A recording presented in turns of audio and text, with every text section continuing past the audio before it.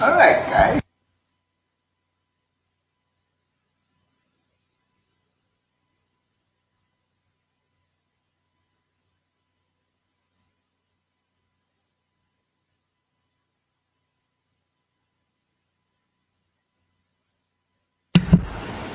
All right, guys, here we are. Friday night again. How's everybody doing? I hope everybody had a great week. Hello, John Skokel, River Valley. How's it going? Bruce Giroux, Mark S. How's it going, buddy? Nice to see you in here. John Tanzillo, Pedro. Nice to see you in here. Ralph Greenwood, Lehigh River Subdivision. Nice to see you in here. Ian, glad you can make it in. Anthony, Georgia Sunbelt. Nice to see you in here, buddy. The Closet Branch. How's it going? That's nice to see you in here. Dave Strange. Glad you can make it in. Chris Mitchell. Nice to see you in here. Ink Trails. Nice to see you, Brian. Glad you can make it in. Steve 87 PSAP. Nice to see you guys all in here. Well, hope you all can hear me and there's no problems going on or anything like that. Possum Bio, how's it going? Rusty, nice to see you in here. Frank Neer, glad you can make it in. Marty, M&M Short Lines, I got a surprise for you later on there, buddy. Manny Fernandez, how's it going? Where'd he go? I just missed somebody. Sparky 107, how's it going, little brother? John 2618, Kevin Brown, nice to see you all in here. Glad you could all make it in. James Galton, Anthony Dodge, Model Train Outsider, glad you could all make it in here. Dave BNSF N Scale. All right, guys. No audio? Are you kidding me? Come on, don't tease me like that.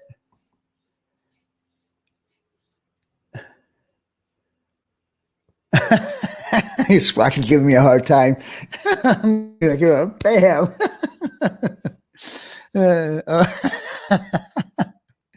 Yeah. Thank you, buddy. Yeah, and you know, Sparky, you are right about the music. It does sound tinny. Even here, it sounds tinny, and I think it's because it's a recording of a recording, so it lost some of its enhancement. And I also noticed during that the green screen wasn't working very well on that intro, so I'm gonna have to take care of that also. Just trying to get me all worked up, huh? Really good. Corey AKRVR, how's it going, my friend? Glad you can make it in here. All right, guys. Well, like I said, I have a really cool announcement to make, but you're gonna have to wait till the end of all my rest of my spiel that I have going on here. And we'll start from there. But like I always do, I always start with my shout outs first. So let me see if I can get this silly thing to work. How about that? Worked.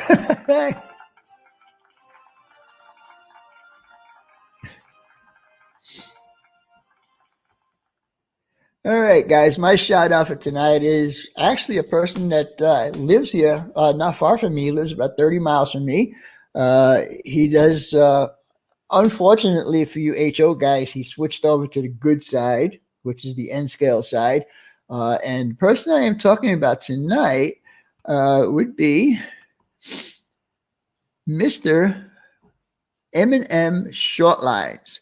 Now, you guys have not checked out Marty's layout. You should check him out. Like I said, unfortunately for you HO guys, he switched over to the good side and is now running N scale on his layout. He's starting all over his layout, so you guys might want to check him out and give him some love. Now, his videos that I've watched, it was a weekend project that he did on 11/27/20. You should check that out because that was the way he was trying to show you how close of the clearance is in one of his tunnel portals that he wants to install. So you guys might want to check out. His videos are fairly short. They're like under a minute, so you guys might check them out real quick. If you do subscribe to him, please watch at least 2 of his videos and comment on at least 2 of his videos so YouTube doesn't kick him out. He does have 242 subscribers. And the last one that I watched was done on November 18th. It's called Short and Sweet, Running a Train. And he runs his train, this N-scale train, around his starting of his N-scale layout. And there's a scene in there where he has a barn that he built and painted. I actually seen that barn in person at Marty's house. We all went there one evening. We went with Roy and Dave BNSF N Scale, and myself. We went down to Marty's house and visited with him for a while, and I saw that. Joey Busek, nice to see you in here. Digger Evans, glad you can make it in. Who else we got? Arthur, Art PDRR engineer. How's it going, my friend? Glad you can make it in. Dwight Curley, glad to see you in here. Who else we got? All right, so anyhow, we can get rid of his name. Guys, check him out. Check out Marty. He's a real cool guy. He loves trains, and you'll enjoy his videos. So with that being said, now I am going to do my shout outs as I do for my super chats and super stickers and all monies that I have received in the past week, past 2 weeks. And so there are a lot of people, and I want to thank you all for contributing, and I'll tell you how this is all going to work out later on in this show. So we'll start off with Manny Fernandez, Container Man 68, 2 times, Grandpa Rails, 3 times, Kevin Brown, Vermonter Rail Fan, Caboose 121, Train Freak, Melvin Fackler, Lehigh River Subdivision, BNSF N Scale, Roxham Junction, Dwight Curley, Corey's AKVR, Hastings BNSF N Scale, Schuylkill River Valley John, M&M Short Lines. All right, so all of those donations came out to $128. And I am going to put in another $204 on top of that. And I have received some private donations that equal up to $285. So guys, I had a budget of almost $600 to buy gifts for the giveaway. And we'll talk about that in a little bit. Anyhow, the weekly streams.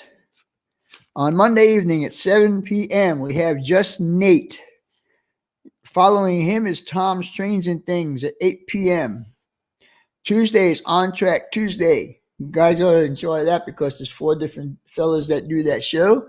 Highball and Hargadell, how's it going, my friend? Nice to see you in there. Container Man 68, little brother, how's it going, buddy? Nice to see you in here. Yeah, exactly. Thank you, man. Thank you, Container Man. I said hello to you. I'm sorry, buddy. I'm not looking at the chat. Sorry. On Wednesday, we had that Canadian dude called Sparky 107. And right after him, we have Michael McCarville. On Thursday, we have Hot Rod Rodney. Now, Rodney had some medical issues with inside of his mouth. So he's got stitches in there, so he can't really talk. So I don't know if he did a live stream last night. I missed it because I fell asleep on the couch. So Rodney, I'm sorry if I missed it, buddy. I'm sorry, very sorry. Kyle Stevens, how's it going? NKP Railroad Legend, how's it going? Glad you can make it in here tonight. Randall Ellison, how's it going, buddy? Nice to see you in there. James Galton, how's it going? Who else we got? All right, that's it. Friday night, you got to deal with me. And on Saturday, you have Back on Track. Those guys are on at 10 o'clock in the morning. On Sunday, we have Nora, and I believe Nora is Northern Ohio Rail Action. I believe he does his streams at 7 p.m. in the evening, on Sunday evening. And then we also have Sidetrack Sunday at 8 p.m. Eastern Time. Just looking at the chat, make sure I say hello to everybody. All right. Then we got some special shows that go on during the week also. On Monday night, or Monday afternoon, we have our Uncle Wilma who does the show called Not Bad. You guys need to check him out because he does a really good job on that. Freight Trains, John M. How's it going, my friend? How's it going? I'm glad you can make it in here tonight. On Tuesday, we have Mr. Roy Smith that does a show called Dispatch, another great show you guys need to watch.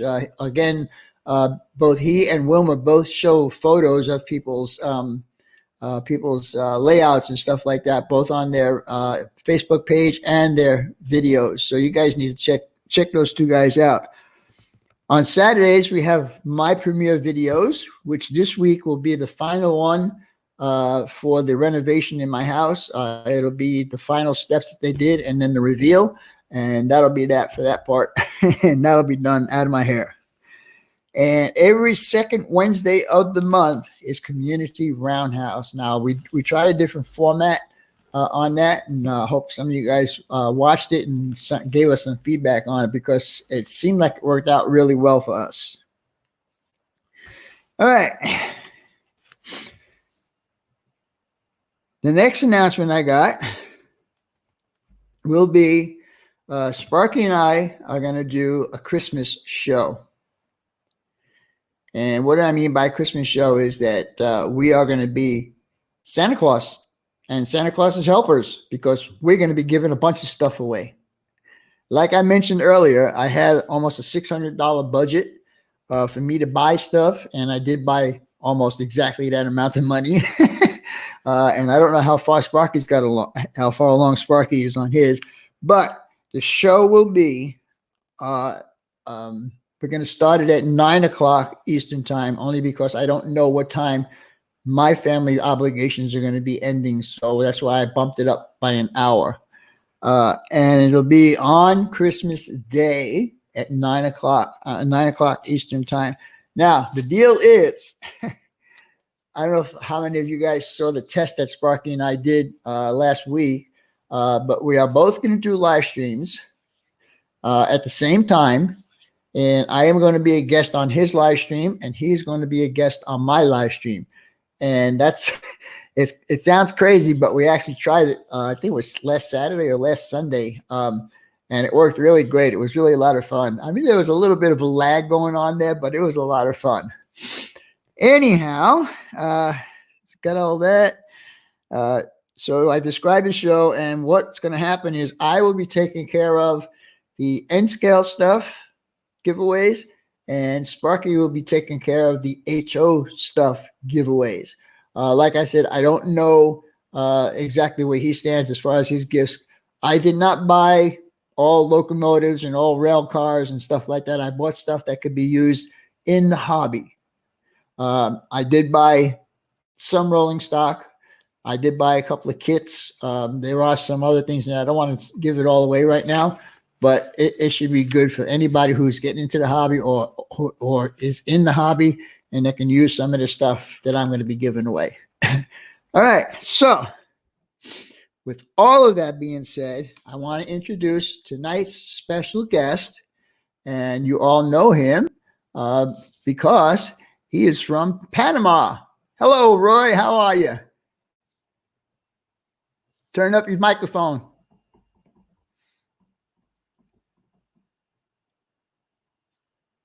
Turn your microphone up. There you go. There we go. Now can you hear me? Yeah, now we can hear you. It does help going mute, doesn't it? Yes, it does. Every once in a while, that helps. Yes. All right, hang on. Let's do that so we can get a bigger picture. All right, so you are now in what they call Cousin Vinny's hot seat. Wow. And I'm going to throw a bunch of questions at you, and you'll answer them to the best of your ability. If you don't want to answer them, tell me to go take a hike or whatever. Oh, by the way, did you see the train in that intro? Oh, yes, I did. Okay, that's the train from your layout to my layout. Fantastic. There's no place I'd rather be than in the hot seat tonight, Vinny. I appreciate that. I appreciate you giving me your time. Anyhow, guys, for you guys that don't know, Roy does live in the country of Panama, and he is the only model railroader in that entire country. Am I right on that, Roy? You are right on that, Vinny. Martin Sismo, how's it going, my friend? Glad to see you in here. Almar, nice to see you in here, buddy. Glad you can make it in. I think I got everybody. Pretty good, pretty good. All right. Anyhow, I got a couple of questions for you there, Roy, and we'll see how it works out. Let me get some of this paperwork out of my way.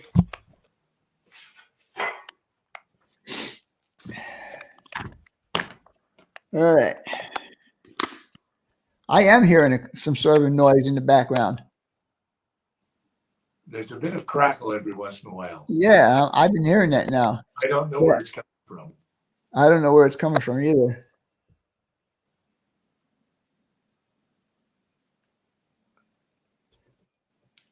I don't know.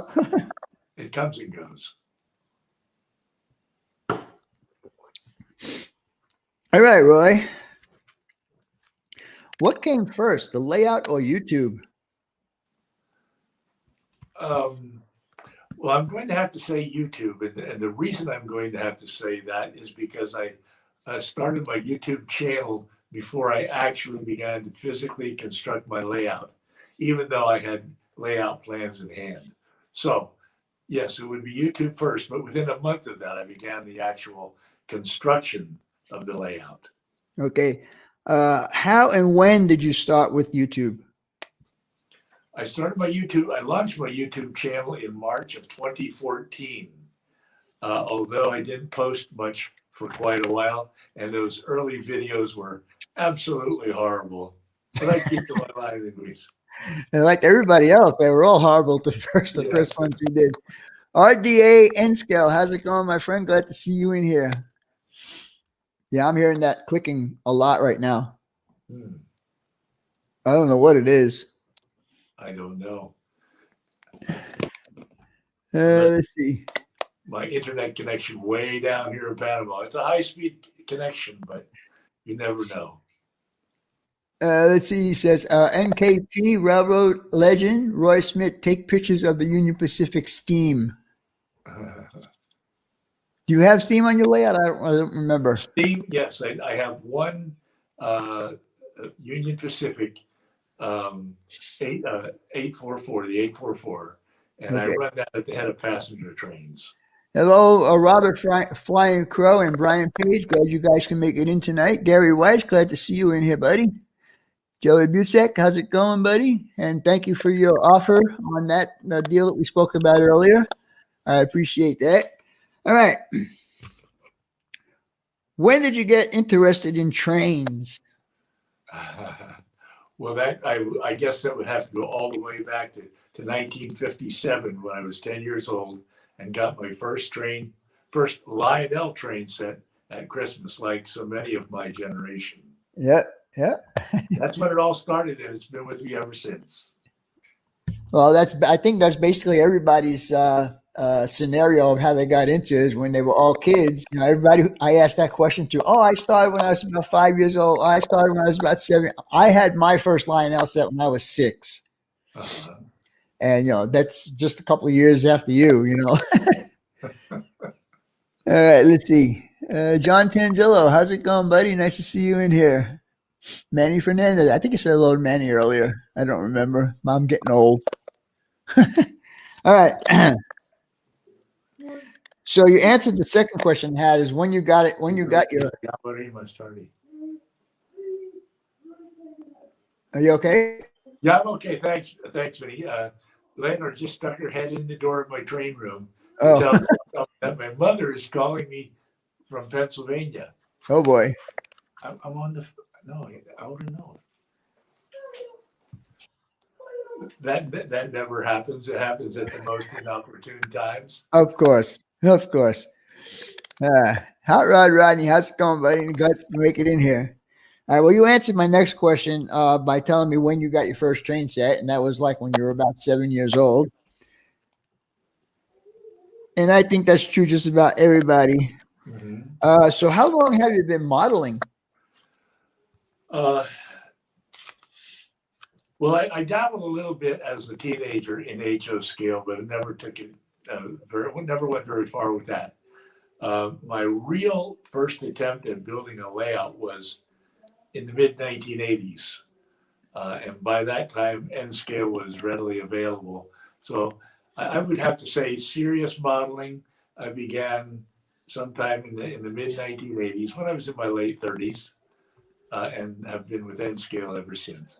Well, no, I can't say ever since because the Army took me far away. I was going to say you had another engagement there. Yes, indeed. So I had to abandon that layout. And actually, in effect, I abandoned the hobby, or I should say I was out of active participation in the hobby for almost 30 years. So I came back to it in 2014 with a passion that I have never felt previously. That's very cool. Hello, Heath. How's it going, buddy? Glad you could make it in tonight. Let's see. I got everybody, right? Yeah. All right. Well, the next question is going to be a stupid question, but I ask everyone. So I see a layout behind you. What do you model?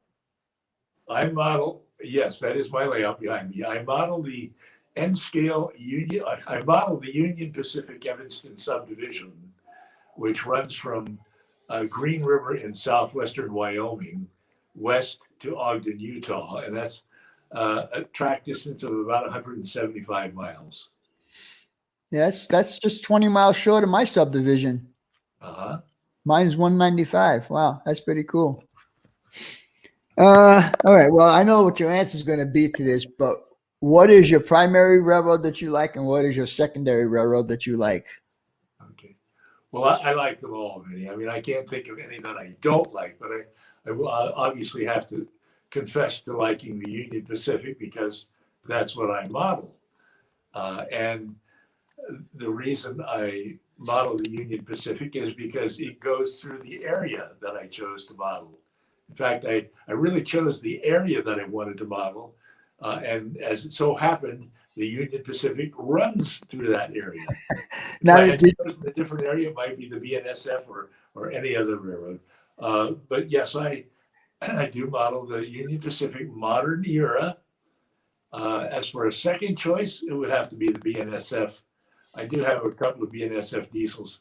it's a good thing you said that, because otherwise I'd have to cut you off the show. Mhm. Did you hear what I said? I'm sorry, say again. I said it's a good thing you said you have that your second railroad is BNSF. Otherwise, I'd have to drop you out of the show. Hello, Jimmy DIY and Digital. How's it going, my friend? Nice to see you in here. Just giving you a hard time, Roy. I know you do, Vinny. Thank you, Ralph. I appreciate you putting that up there for me. That's another thing I forgot to mention earlier is I did reinitiate my PayPal account. So if you guys want to donate other than on here, Ralph has been putting up my PayPal account. So you guys can donate there if you feel like it. Now, if you guys are going to make any more donations, it has to be done like within this week so I can get all the stuff here by Christmas Day. I know Yankee Dabbler, they are pretty busy right now, and he told me it's going to be a day or two before he even got to it to pack it and get it out to me. So that's what we're dealing against. So, SF Ratan, how's it going? Kevin, nice to see you in here, buddy. Yeah, I'm hearing a lot of that clicking sound now that you mentioned it. And I don't know where it's coming from. I don't know if it's just the internet. I don't think it's coming from me because I'm using the same equipment I always use. Do you hear that? Yes, I can hear it every once in a while. I have no idea what. Thank you, Ralph, for putting that up there. I also got a Teespring store that you guys need to check out. Grandpa Rails, thank you, sir. Appreciate that, buddy. And hello, how are you? Okay, let's get on with this. What locos do you prefer, steam or diesel? That's easy. That's easy too, Vinny. But before I answer that question, let me just say hi to all my friends out there at YouTube. I neglected to do that at the beginning. So, hi everybody. Now then, what type of locomotives or diesels did you say? Diesel, steam or diesel? Steam or diesel? Okay. Well, again, an easy question because since I'm modern era, you can expect to see modern diesels running on my layout, primarily big modern diesels. I especially like SD70 ACEs and ES44 ACs. I know they're both very popular and for good reason because there are a lot of them running through the area that I model. And you can thank Roy Hardwick for giving you lots of pictures of that area. I sure can. Thank you, Roy Hardwick, for giving me lots of pictures of that area. Roy single-handedly inspired Echo Canyon, you might say, by virtue of his many videos during his many trips through Echo Canyon. Many trips through Echo Canyon. I do appreciate it. All right. So basically, you like just diesel. Okay. What Although, is your as I mentioned before, I do have one steam locomotive, right?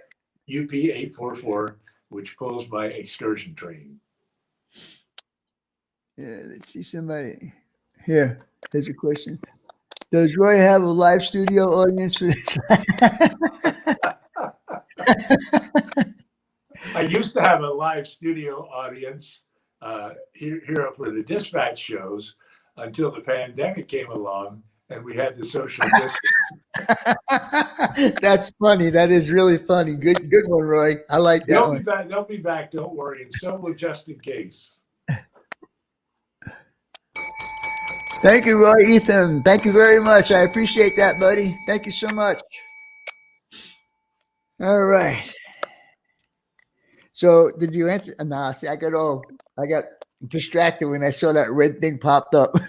Oh. What was your favorite loco? Did you answer that?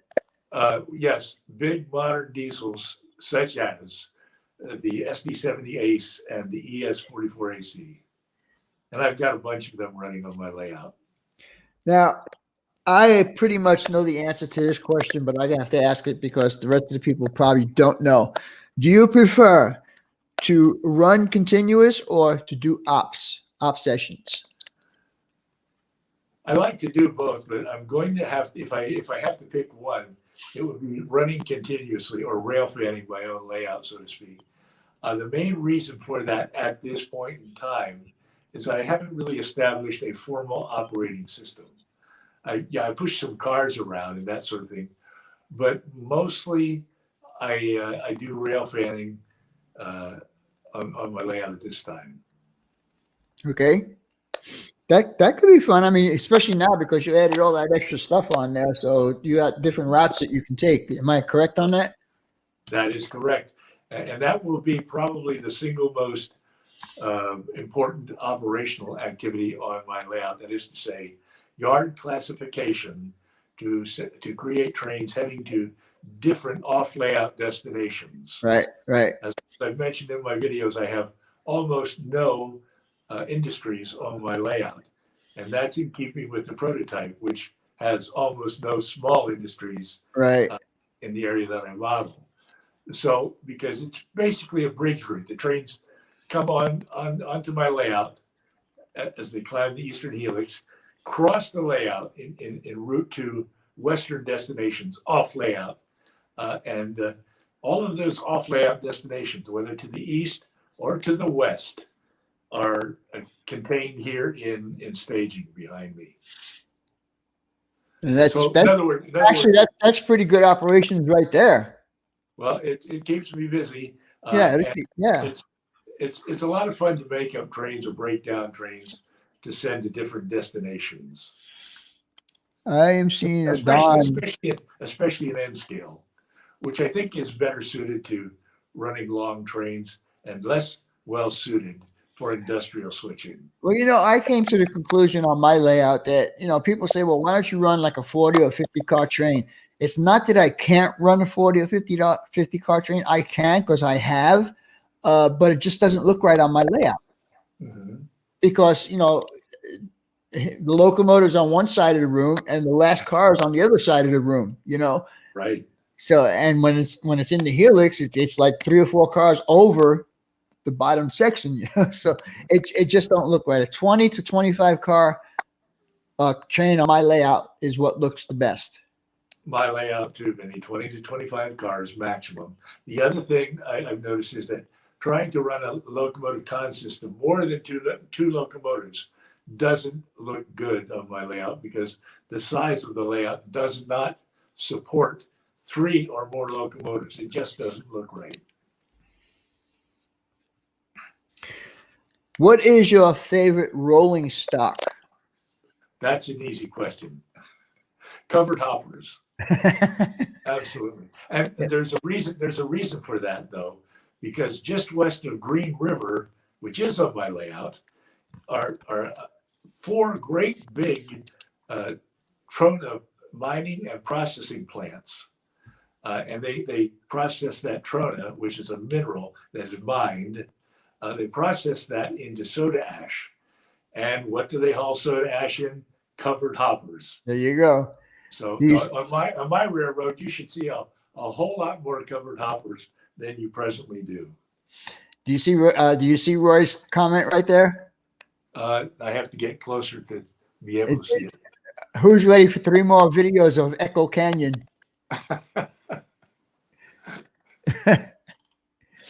Let's see. I can't get too much of those Echo Canyon videos, Roy. And you Thanks know for- what? And I bet you every time you watch one, you always see something that you missed one or the other times that you've watched it.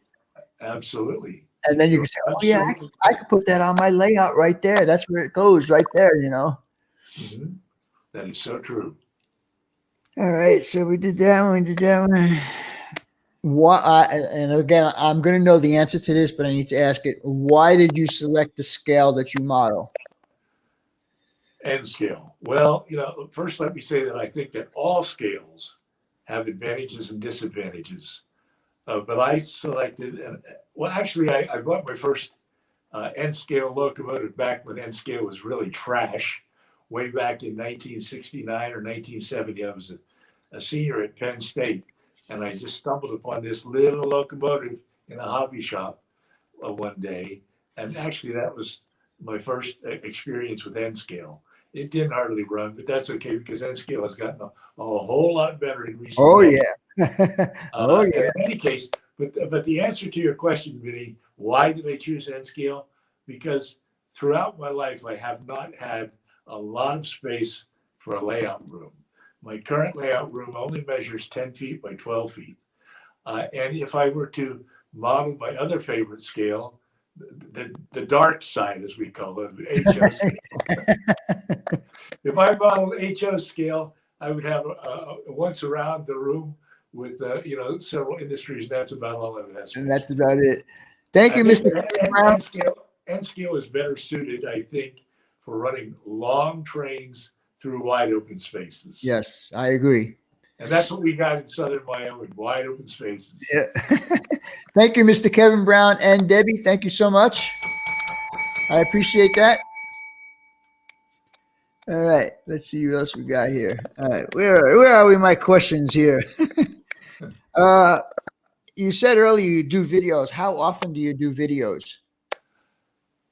Vinny, I try to do 2 a week. I try to do dispatch every Tuesday night and then a layout video for Saturday mornings. However, I find that as I get older, it becomes more difficult to meet my own self-imposed schedule. There you go. Sometimes I fall behind schedule, or sometimes I don't produce a video at all on certain dates. But that is my goal, and for a long time I was able to meet that goal. Lately, it's been a little more challenging to meet that goal. And my next the short answer to your question is, how often do I produce? I try to produce 2 videos a week. And I'm going to tell you now why you're getting so caught up in stuff, because the next question is, do you also post on other media such as Facebook or Twitter or Instagram or any of those media outlets? Yes, I do. In fact, I several years ago created an N scale, a Facebook group called the N Scale Union Pacific Evanston Subdivision, and of course, one of the most popular parts of that Facebook group is it's a place where people can post photos of their layouts. Then for dispatch, I can bring those photos over to dispatch and share them with everybody on dispatch. Yes. For you guys that have not seen Roy's layout in his videos, you guys really need to check it out. It's well done. He's got definite objectives to do on his layout. Like he said earlier, he wants to go, set up trains in his staging yard and send it off to a place off the layout, such as going down to Phoenix with a tank train. We're going to do that sometime very soon, Vinny. Yes, we are. It's funny. The reason why I say that about the tank train is Roy and I had discussed doing a tank train from his layout to my layout probably about 2 years ago, and we never really got around to it. And then just a week or two ago, one of our subscribers down in across the pond, Andy Henley, decided to do one like that, and so his went from Great Britain across the pond to Roy's layout in Panama. So Awfully out locations. very awfully out. So I told Roy, I said, well, now that that's done, I said, now we need to do the one from your layout to my layout. So be on the lookout for that, because that's going to be coming up. That's going to be a collaboration between Roy and I here coming up pretty soon. James Galton, thank you very much, sir. I appreciate that. All right. Now, I know you said this earlier just a few minutes ago, but explain to people how big your layout is, and do you go around the walls? Do you have peninsula or any kind of stuff like that? Give a little detail about your layout. It's hard to say how big is the layout, but what I can say is that the layout fills a room that measures 10 feet by 12 feet. It's actually a spare bedroom in my house here in Panama. It consists basically of two helices, one at either end. I call the one at the east end, I call it the Eastern Helix, because it brings trains up from Eastern origins and the trains cross the layout and then descend the Western Helix en route to off layout destinations to the west. But to that, I have subsequently added what is called it's a prototype. I've added the Pocatello subdivision, which joins the Evanston subdivision at Granger, Wyoming. Now, on my layout, it appears to join my layout, my Evanston subdivision at Evanston. In any case, that's how compression is. We have to compress things. So what I've got is the Evanston subdivision, which is joined by the Pocatello subdivision, which runs up to Pocatello, Idaho, and from there on west to Portland, Oregon. Do you have plans of going up any higher on your layout? I do not, Vinny. Why not? More helices, I suppose, which I definitely don't like. So I don't have any plans to create a second level, although some people tell me that I do have a multi-level layout by virtue of the staging yard. However, I don't plan to go up to another level. However, let me announce for the first time ever that I am considering an expansion that will take the trains around the room again, and it will obviously not be a second level. It'll be basically at the same level. But what that will do is double the length of my main line running. And that's what I need, perhaps more than anything, more mainline running. So I'm working on that, and someday I will officially announce it, and I will put together a track plan that will show how that's supposed to work. But in the meantime, I'm struggling with some details of how I want that to be. I'll get around to announcing it eventually. Yeah. Hello, JMHS. How's it going? Glad you can make it in here tonight. I appreciate it. Let's see. Okay. What do you like about the hobby? The thing I like best about the hobby is the model railroad community. I love sharing the hobby. I love interacting with others in the hobby. I love getting together with friends in the hobby. There is nothing better about the hobby to me than doing that. I love to build and operate the layout, but if I was doing it alone, it wouldn't be nearly as much fun as it is when I get to share it with others. One of the best opportunities to do that was at Steamtown in 2019, and hopefully we'll get to do that again. Hopefully, yeah.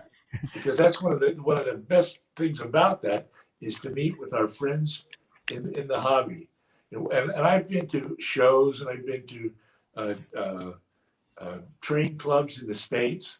One time I took my daughter with me to a train show, and I guess she was starting to get a little bored or something, because afterwards she said to me, "You model railroaders sure do like to talk a lot." Thank you, Dave, BNSF. I appreciate that. Let's see. We already know you do or try to do 2 videos per week. Would you try to do more than 2 videos per week? I don't think so, Vinny, because I spend a lot of my time creating videos and only a little bit of my time actually working on the layout. So if I tried to do any more videos, I wouldn't ever get to work on the layout. And that's especially true of live streams because I don't feel that I'm ready for the prime time yet. In any case, I think that the max I can handle right now are 2 a week. Every once in a while, some special thing might pop up, but otherwise, I'm trying to stick to 2 a week. Heath, Humanity Junction wants to know, what do you want to do when you grow up? Is there something in the hobby that you consider your holy grail, the Oh dream my goodness. experience you wanted to do? Well, when I was a little kid, I wanted to be a train engineer when I grew up. Uh, it seems like we model railroaders never really grow up, but what would I like to do when I grow up? I don't know. There's nothing specific I have in mind. I've got some plans and things I'd like to do. I've still got a lot of work on my layout now. I've got lots of wires hanging down that need to be connected and stuff like that. But I don't, other than the extension of the main line that I just mentioned, I don't have any really big plans at this time. Although I would like to find time to run my trains more than I do. Yeah, right. Um, what do you dislike about the hobby? I guess I would probably have to say what everybody else says they hate about the hobby, which is the cost of the hobby. Yeah. But I don't mind that too much, quite honestly, because uh, I've reached a point in life where I think that all of us model railroaders deserve the best that we can possibly afford, and so uh, I, uh, I think the cost is something that bothers a lot of model railroaders. Now, of course, like every other model railroader, there's a few different tasks on the layout that I don't really care much for. The first among them is speed matching. I hate speed matching. It's something that never seems to work very well. Another thing that I don't care to do at this time of life is bench work. It gets harder and harder as you get older to build bench work. So my word to you young whippersnappers is to build your bench work while you're young. Yeah, listen to us old folks. We Roy know that's what time Hardwick, it is. Container Man 68, got a question for you. If you could Okay. add one additional structure to your layout for added operations, what would that structure be? And have you got any inspiration from other YouTube videos for future structures or structure? The structure I would most like to add, I think, would be one of those Trona mines and processing plants that I referred to before. I think that Roy H is familiar with them, having driven through that area. But however, they are so immense uh, that to create anything to scale would be bigger than my house. Yeah, However, really. maybe a background photo or something like that. I would like to be able to include something like that. These are massive, massive industries. There's 4 of them about 20 miles west of Green River. And that would be something I would like to be able to do simply because it's such an important part of the Evanston subdivision. Otherwise, as I may have indicated previously, I'm not really that obsessed with the idea of adding either a lot of structures or a lot of track to my layout because the area that I model isn't jam-packed full of structures and track. That is to say, the prototype is the wide open high plains. And so I I steered away from lots of structures because it's just in N scale especially. I don't feel that N scale is best suited to industrial switching. Yes, we do it, or we certainly try to do it, but HO scale is better suited to industrial switching. Well, yeah, in the way of coupling and uncoupling cars is a lot easier in HO. The industries are a lot bigger, so you have a lot more finagling to get into the industries. But I mean, I enjoy doing the switching on my layout. I think it's set up pretty good as far as being able to reach the cars, uncoupling them, and so on and so forth. I have considered putting magnets in my track, but no, I don't think so. I mean, they don't look prototypical, first of all, and the magnet would be a lot higher than my rail because I use code 55 rail, Uh, and so the magnet would stick up above the rail and probably create more problems than anything else. We have a little statement here from Mr. JMHS. Roy, your layout inspired me to build mine. Thank you. well, thank you. I appreciate that. I think we in the hobby inspire each other. Oh yeah, yeah, for sure. I mean, even though people do something a certain way, you can pick up on what you want to learn out of that. Like for instance, I was saying that I learned a lot of stuff watching these guys do my home improvement. I watched them from the studs out, watched the whole thing. How attention to the detail that they had doing all this stuff. It's like, wow, holy mackerel! I says, now I got to start building my scratch builds like that. All right, Roy, we got a couple more questions here for you before we get going. How do you clean your track? My primary means is a CMX track cleaning car, which many people have, in fact. And you put alcohol, isopropyl alcohol, or other such fluids in it, and run it around your layout. And I find that works pretty good. I like most people, I do have a Bright Boy. I have one of those Woodland Scenics tidy track devices that to extend into harder to reach places. Right, right. And so I just ordered, and I think it's already arrived here in Panama, a new kind of track cleaning car. And I hope to pick that up tomorrow, and I'll share that with everybody in a video. All right.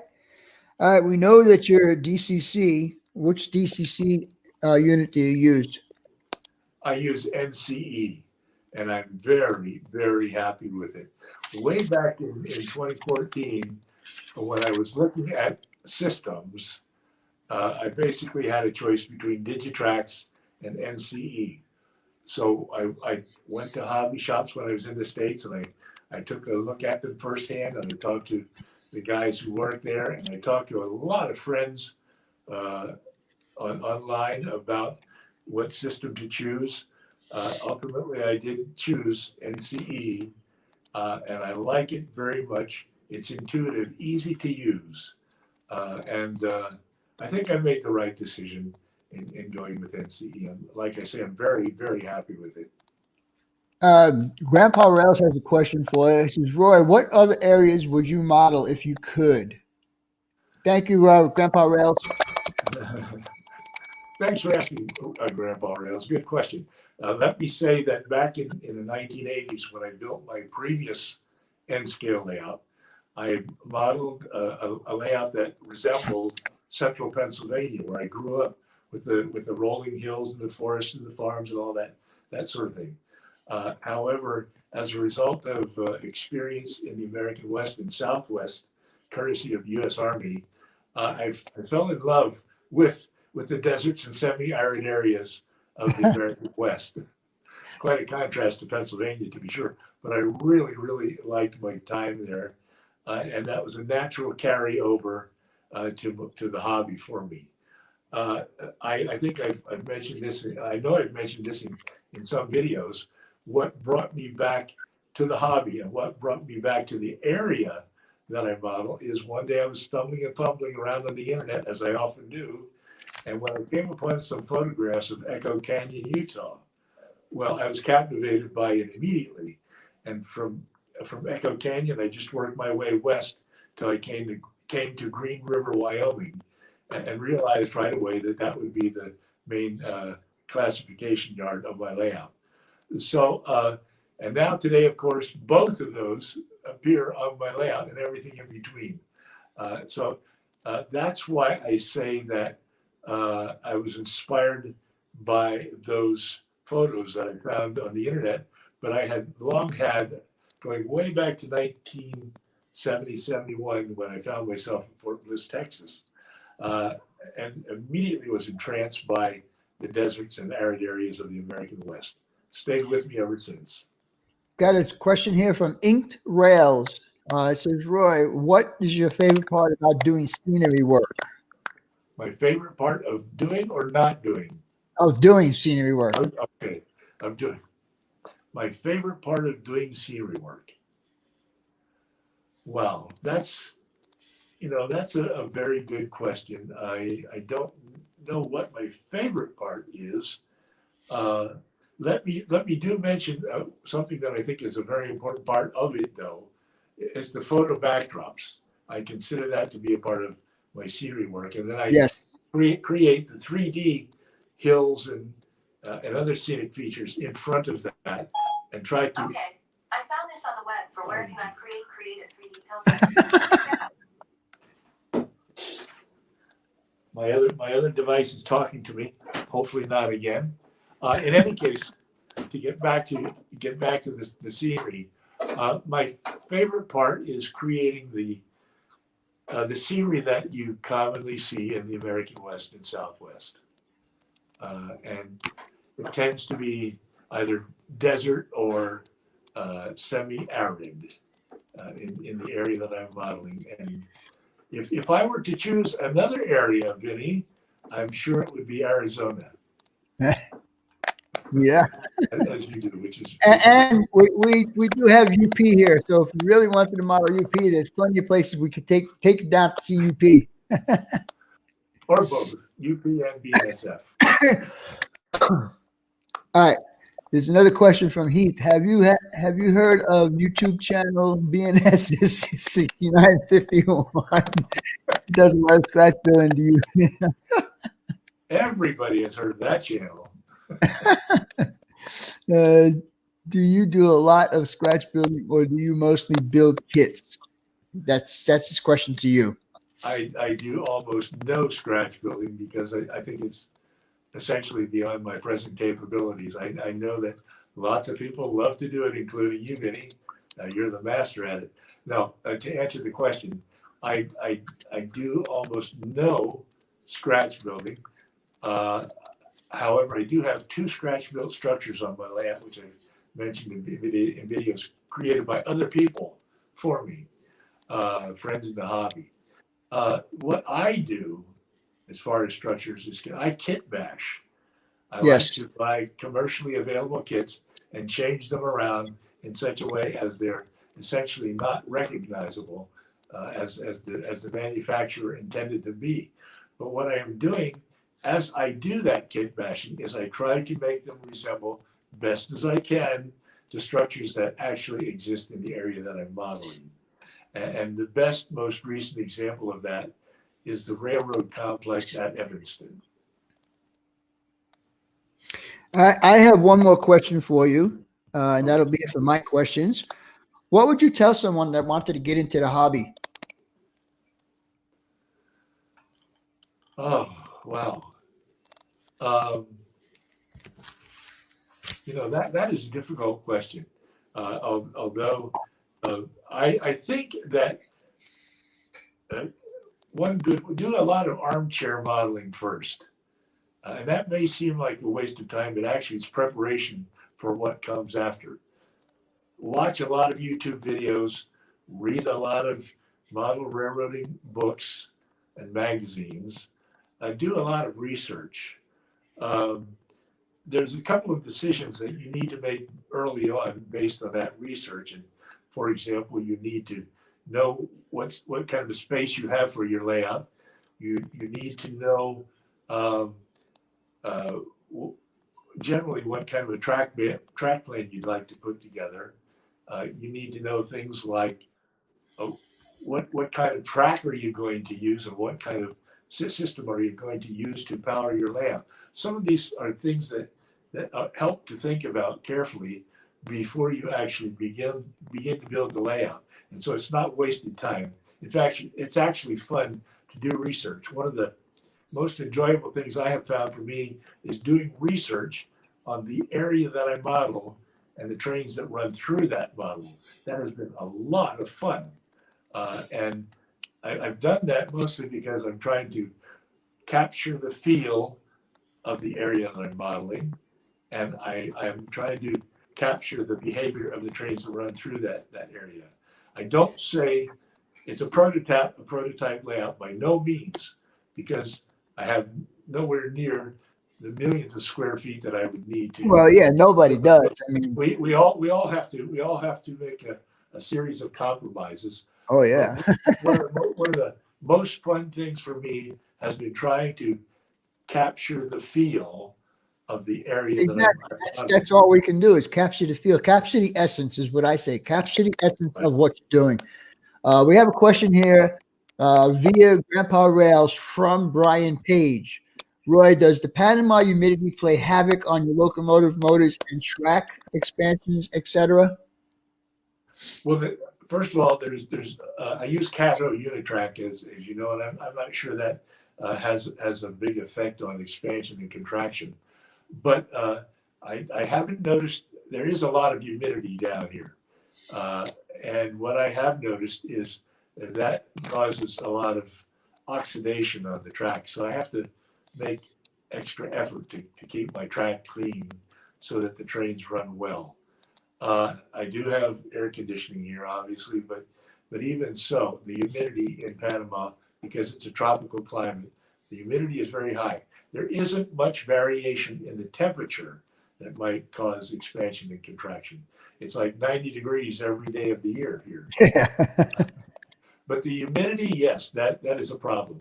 Another problem, and this comes primarily from using plywood sub-road bed here in the tropics, is that insects that eat wood love plywood. You had a big deal about that. You talked about that in one of your videos, I believe it was, about the termites and stuff. It's a never-ending battle. So however, it doesn't get cold and it never snows here, and I've been here a little over 30 years. So I guess I'll stay for the duration, as we like to say in the Army. I'm here for the duration. In case you guys haven't caught on, Roy is retired military. He retired at a pretty high rank, as far as I know. If you want to divulge that, you can, Roy. If you do not, that's okay also. Yeah, I retired at the rank of lieutenant colonel. So yeah, that's pretty high up there. It's way higher than I was. That was it. That was at the end of 1991, and I've been fully retired ever since. Yeah. Well, Roy, I appreciate your time for sitting in my show tonight. If you guys have any more questions, we can do maybe one or two more questions for Roy. Let's see, we have one right here. Let's see what this one says. Question from Mr. Roy, maybe two-part Roy when a big boy from Athens comes out next year, or wait to get one if Cato releases one. I don't think Cato would release one, but they might. Actually, yes, Vinny. I know that the Athens is available, but I am waiting for the Cato to become available. I'm a big Cato fan. I love the way Catos run. They're quiet, they're smooth, they're responsive, but I do like lately a lot of the ones that I buy. I like to buy them with the decoder factory installed, sound equipped ESU decoder. Right. Wonderful. But I am a big advocate and a big fan for Cato locomotives, and although a lot of people might not agree with me, I also do like Cato Unitrack because I have found it to be foolproof. I'm getting way too old for all of that bending, cutting, and soldering that goes with FlexTrack. Some people are concerned that you might not be able to create a realistic track plan using sectional track. But I'm here to say that yes, you can. And with Cato Unitrack, there's a great variety of radii and curved track and a significant number of different lengths of straight track. So yes, I've been able to create S curves and that sort of thing on my layout. So Vias from Sparky from Joey Busek says, Roy, do you have any, or if you have any interest in any military trains, or are you sick of the normal? Are you stick, or do you stick with the normal freight? I think that's a fair question, but I must confess that when I left the Army, I left the Army. Life changed in every way when I left the Army. No, I know that that's popular among some modelers. I don't have any plans at this time, at least, to run any military trains on my layout. In fact, my layout is getting a little congested. Expansion, baby, expansion. Yeah. Over here is the wall to the guest room. There you And go. I keep telling my wife I'm going to blast a hole through there into the guest room. Just that big. That's all you need. Yeah, it's end scale. It's not very big. It's not a very big hole. She's very tolerant of my passion for the hobby, but she won't go that far. Yeah, exactly. I'm basically confined to my train room. All right, guys. Well, I'm going to call it good for tonight. Roy, again, thank you so much for giving me your time. Thank you, everybody in the chat. Thank you for all the super chats and stuff. And I'll see how much that comes up to. Maybe I can get a couple more items to give away on Christmas Day. And hopefully it won't be too late. Anyhow, with all of that. Thanks for inviting me, and thanks for all you guys for being here. There's no place I'd rather be on a Friday night than hanging out with all of you. Thank you, Roy, and I appreciate that. And that's the reason why we do this, is to have all the camaraderie with all the people in the hobby, talk about stuff and so on and so forth. So, but anyhow, guys, again, thank you so much for all the super chats. Let me see what I can do as far as getting us some more toys to play with for the Christmas giveaway. And we'll see you next week. Bye for now, everybody. Thank you, Roy. Thank you, Vinny.